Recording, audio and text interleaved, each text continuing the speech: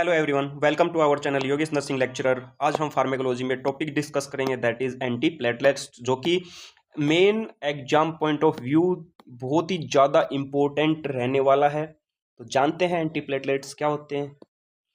Definition of anti platelets: these are a group of powerful medications that prevent the formation of blood clots.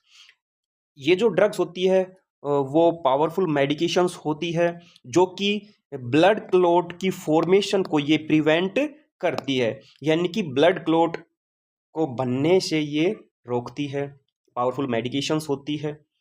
These medications works by reducing the platelet sickness. ये जो medications है work करती है जितनी भी platelet sickness होती है, यानी कि प्लेटलेट के काउंट क्या हो जाते हैं, किसी एबनॉर्मल कंडीशन के कारण ज़्यादा हो जाते हैं, तो उस काउंट को या प्लेटलेट सिकनेस के नंबर को रिड्यूस करने के लिए हम एंटीप्लेटलेट्स का यूज लेते हैं। Antiplatelet drugs interfere with platelet functions. Antiplatelet drugs platelet के जो नॉर्मल फंक्शंस होते हैं उनको इंटरफेयर करते हैं, और प्लेटलेट का फंक्शन क्या होता है, ब्लड को क्लॉट करना। ओके, तो ये तो था क्या, नॉर्मल फंक्शन। लेकिन एंटीप्लेटलेट अब करती क्या है, इसके फंक्शन को इंटरफेयर कर देती है, चेंज कर देती है, and may be useful in the prophylaxis of thromboembolic disorders. और इन ड्रग्स का यूजफुल है, इन ड्रग्स का यूज भी लेते हैं थ्रोम्बोएम्बोलिक डिसऑर्डर को प्रिवेंट करने के लिए भी हम इस्तेमाल करते हैं। थ्रोम्बोएम्बोलिक डिसऑर्डर यानी कि ब्लड वेसल्स के अंदर क्या हो जाता है, ऑब्स्ट्रक्शन हो जाता है थ्रोम्बोएम्बोलिक डिसऑर्डर में, चाहे आर्टरी हो चाहे वेन हो। थ्रोम्बस के कारण आर्टरी और वेन में ब्लॉकेज आ जाता है। ओके, ये ब्लॉकेज क्यों आया, क्योंकि यहाँ पर ब्लड वेसल्स में ब्लड क्लॉट हो गया। Okay, that is thrombo disorder. अब बात है एम्बोलिक डिसऑर्डर। यही क्लॉट एक जगह से दूसरी जगह ट्रेवल करने लग गया, दैट इज एम्बोलिक डिसऑर्डर। तो इसलिए इसको हम क्या बोल देते हैं, थ्रोम्बो एम्बोलिक डिसऑर्डर को प्रिवेंट करने के लिए भी हम एंटीप्लेटलेट्स का यूज लेते हैं। Next, classification of antiplatelets. तो यहाँ पर एंटीप्लेटलेट्स के चार क्लासिफिकेशन है, यानी कि चार तरह की एंटीप्लेटलेट्स है, जिसका निमोनिक है ए क्लेवर डॉक्टर ट्रीट्स। एक क्लेवर डॉक्टर ट्रीट्स किसको ट्रीट करता है भाई, मतलब प्लेटलेट के फंक्शन को यहाँ पर ट्रीट करता है। प्लेटलेट के फंक्शन क्या हो जाते हैं, अल्टर हो जाते हैं, चेंज हो जाते हैं। ठीक है, और क्या होता है, एबनॉर्मल कंडीशन डेवलप हो जाती है जहाँ पर प्लेटलेट एक जगह जाके बहुत ही ज़्यादा क्या हो जाती है, क्लम्प हो जाती है, एग्रीगेट हो जाती है। तो इसके लिए हम चार तरह के ड्रग्स यूज लेते हैं। First one that is aspirin. A means aspirin, clever, C clopidogrel, doctor का D that is dipyridamole, treats के अंदर है treat T ticlopidine. Okay, aspirin की डोज जो है 75 टू 150 mg, क्लोपिडोग्रिल की 75 to 300 mg, dipyridamole 100 to 200 mg, ticlopidine 250 mg। Next, mechanism of action of antiplatelets. तो antiplatelets किस तरह से अपना एक्शन करती है, they interfere with platelet function. ये प्लेटलेट के फंक्शन को इंटरफेयर कर देती है, प्लेटलेट के फंक्शन को चेंज कर देती है। Okay, and inhibit platelet clumping. और प्लेटलेट के एग्रीगेशन को, प्लेटलेट क्या होते हैं, ग्रुपिंग में आ जाती है, उसको भी ये क्या करती है, इनहिबिट कर देती है, रोक देती है। That is the mechanism of action of antiplatelets. Adverse effects of antiplatelet. First one that is bleeding. Platelet का जो फंक्शन होता है वो क्या है, ब्लड को क्लॉट करना। ओके, और हम क्या कर रहे हैं, अब एंटीप्लेटलेट दे रहे हैं। तो एंटीप्लेटलेट जो हम दे रहे हैं वो क्या करेगी, प्लेटलेट के फंक्शन को चेंज कर देंगी, यानी कि ब्लड को क्लॉट नहीं होने देंगी, तो ब्लीडिंग भी कोज कर सकती है।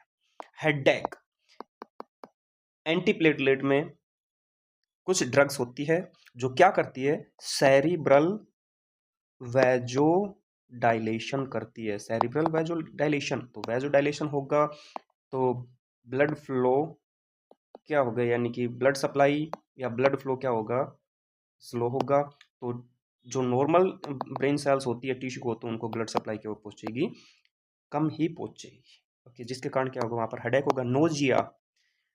कुछ एंटीप्लेटलेट्स है जैसे कि एस्प्रिन है, वो क्या करती है, जीआई इरिटेट करती है, गैस्ट्रिक म्यूकोजा को इरिटेट करती है, जिसके कारण नोजिया वोमिटिंग भी देखने को मिलती है।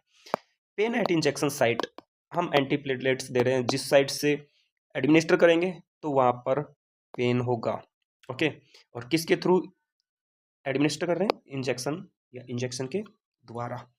पैनसाइटोपेनिया, जो कि बहुत ही रेयर कंडीशन है, एंटीप्लेटलेट के कारण पैनसाइटोपेनिया देखने को मिलती है, यानी कि आरबीसी और डब्ल्यूबीसी और प्लेटलेट के काउंट क्या हो जाते हैं, कम हो जाते हैं, that is pancytopenia. Agranulocytosis severe condition है। ओके, इसमें क्या होता है, जो न्यूट्रोफिल है उसके काउंट कम हो जाते हैं, और सीवियर क्यों होता है, क्योंकि इसके अंदर इन्फेक्शन के जो रिस्क है वो बढ़ जाते हैं। एबनॉर्मल स्टूल क्यों होता है, क्योंकि कुछ एंटीप्लेटलेट्स है जो जीआई ब्लीडिंग कर देती है। ओके, जीआई ब्लीडिंग होगी तो जो ब्लड है वो इंटेस्टाइन के अंदर पड़ा रहेगा, और जिसके कारण क्या होगा, स्टूल कलर चेंज हो जाएगा। हाइपर सेंसिटिविटी रिएक्शन, एंटीप्लेटलेट जो है वो हाइपर सेंसिटिविटी रिएक्शन कर सकती है जिस पेशेंट को हम ये एंटीप्लेटलेट्स दे रहे हैं।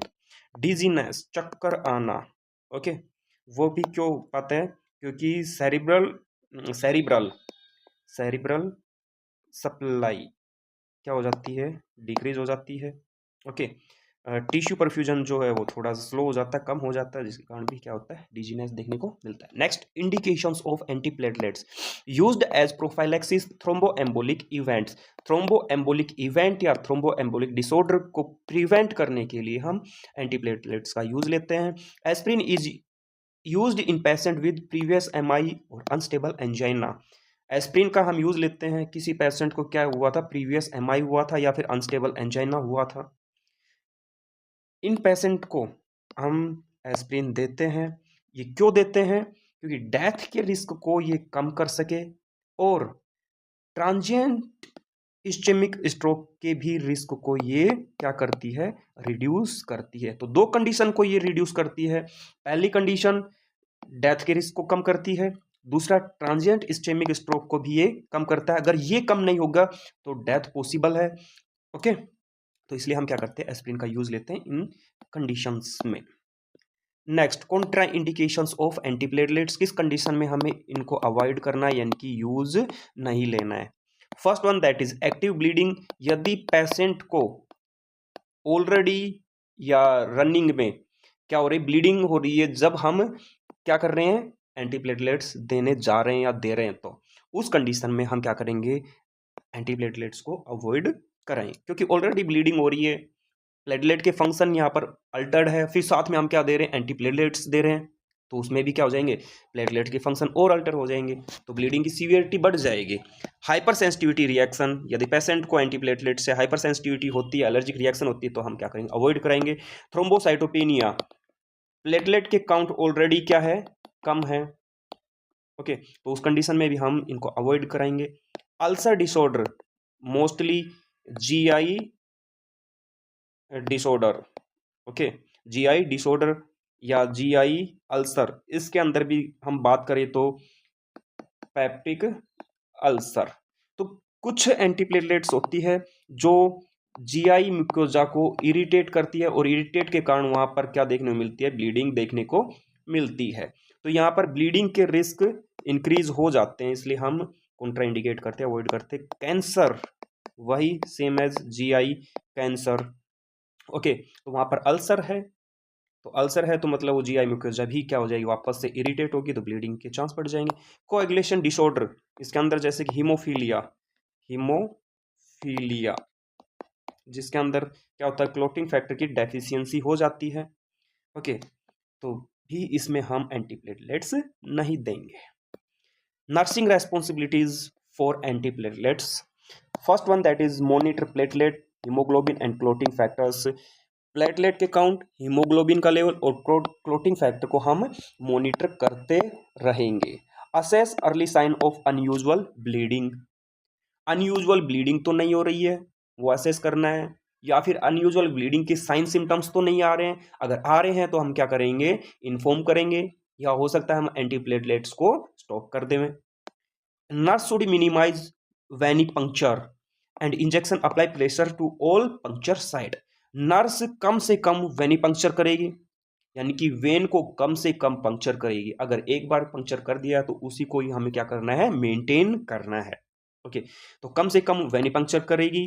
दूसरी चीज, कम से कम क्या करेगी, इंजेक्शंस का यूज लेगी। अगर बार बार वेनिपंक्चर कर रही है, बार बार इंजेक्शन लगा रही है, ओके, तो वहां पर ब्लीडिंग के चांस बढ़ जाएंगे। तो इसलिए हम क्या करेंगे, जो भी वेनिपंक्चर साइट है, जितनी भी वेनिपंक्चर साइट है, उन सब पे हम प्रेशर अप्लाई करेंगे ताकि ब्लीडिंग के रिस्क को हम कम कर सके। Monitor patient for bleeding, patient को मॉनिटर करेंगे कि उसको किसी तरह कोई ब्लीडिंग तो नहीं हो रही है। ओके, तो ये था आज का अपना बहुत ही प्यारा session regarding anti platelets. Anti platelet क्या होती है और इसके क्या टाइप्स होती है, कितनी ड्रग्स का हम यहाँ पर यूज लेते हैं, 4 तरह के ड्रग्स का यूज लेते हैं, कैसे ये अपना एक्शन करती है, क्या इनके एडवर्स इफेक्ट है, किस कंडीशन में हमें इनको यूज लेना है, किस कंडीशन में इनको हमें यूज नहीं लेना है, और क्या इसके नर्सिंग रेस्पॉन्सिबिलिटीज रहती है, वो सब हमने यहाँ पर बहुत ही अच्छे से डिटेल में डिस्कस किए। आई होप आपको ये सेशन बहुत ही प्यारा लगा होगा। सेकेंड थिंग्स दैट इज, आप भी हमें कमेंट करके बता सकते हैं कि आपको किस टॉपिक पे नेक्स्ट लेक्चर चाहिए, आप हमें कमेंट करके बता सकते हैं। तो सेशन को ज़्यादा से ज़्यादा लाइक करें, शेयर करें और चैनल को सब्सक्राइब करें। मिलते हैं नेक्स्ट वीडियो में। Thank you so much.